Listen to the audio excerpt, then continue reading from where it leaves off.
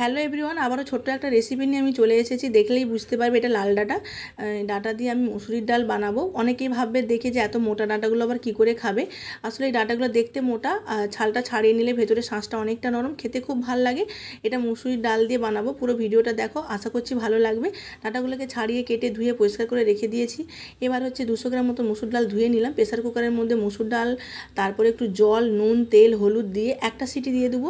বেশি দিলে কিন্তু ঘেঁটে যেতে পারে, তাই একটা সিটি দিয়ে নামিয়ে নিলাম। এবার কড়াইতে একটু তেল দিয়ে পাঁচফোড়ন দিয়ে দেবো। পাঁচফোড়ন দিয়ে দেওয়ার পরে এবার ওর মধ্যে কেটে রাখা লাল ডাঁটাগুলো দিয়ে দেবো। লাল ডাঁটাগুলো অবশ্যই মোটা মোটা ছাল থাকে, ভালো করে ছাড়িয়ে কেটে নিলেই কিন্তু ভেতরটা অনেকটা নরম, তাই ভালো করে ছাড়াতে হবে। ওর মধ্যে স্বাদ মতন লবণ, হলুদ দিয়ে কিছুক্ষণ মতন ভেজে নেব। আর দিয়ে দেবো ওর মধ্যে কাঁচা লঙ্কা দুটো দেবো। আর তোমরা চাইলে কিন্তু ফোড়নের সাথে শুকনো লঙ্কা দিলেও হবে। আমি এখানে কাঁচা লঙ্কার ফ্লেভারটা ভালো লাগবে বলে দিলাম। আর একটু টমেটো দিয়ে দিলাম, পুরো টমেটোটা দিইনি, অর্ধেকটা দিয়েছি।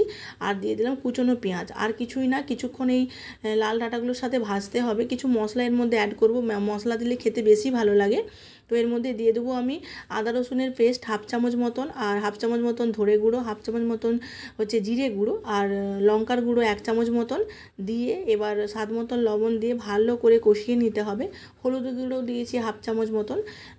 ভালো করে কষানোর একটাই কারণ, আগে থেকেই ডালটা সেদ্ধ আছে, সেই জন্য আগে থেকে ভালো করে কষে নিলে ডাঁটাগুলো ভালোভাবে সেদ্ধ হয়ে যাবে। তাই কষানো হয়ে যাওয়ার পরে এবার সেদ্ধ করে রাখা ডালটা দিয়ে পরিমাণ মতন জল দিয়ে ফুটতে দিতে হবে। ফুটে উঠলেই ওর মধ্যে প্রয়োজন মতন যতটা লবণ ততটা দিয়ে দেবো। আর স্বাদ মতন একটু চিনিও দেবো, কারণ চিনিটা দিলে না ডালটা স্বাদ বাড়াবে, মিষ্টি যেন না হয়ে যায় সেরকম চিনিটা দিতে হবে।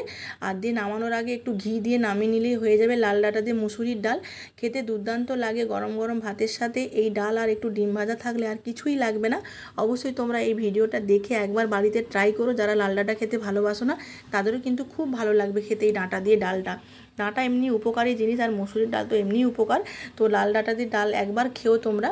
আর কেমন লাগলো আমাকে কমেন্টে জানিও। আর নামানোর আগে অবশ্যই একটু ঘি দেবে, তাহলে স্বাদটা আরও বাড়িয়ে তুলবে। অবশ্যই তোমরা একবার ট্রাই করো।